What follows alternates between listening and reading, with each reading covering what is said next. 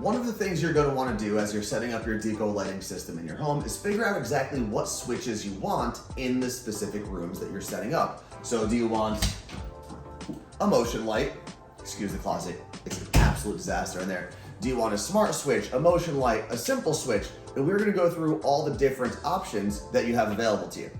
As I showed you before, the motion light, super simple. You open up a door, you walk by something, the light turns on, and then you can set it specifically to turn off after an allotted amount of time. So I'm not going to explain what a simple switch does because you're smart and you know what a simple light switch does, but you might decide, you know what, in the bathroom, for example, I want a dimmer, a regular, simple dimmer, because you wake up in the morning or you go to use the bathroom at night, you don't want the full power of your light. So a simple dimmer is great for that.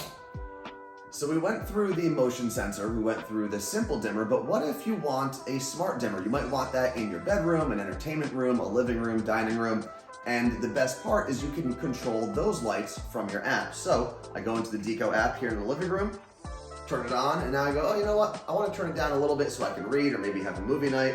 I just take the slide and turn the lights down.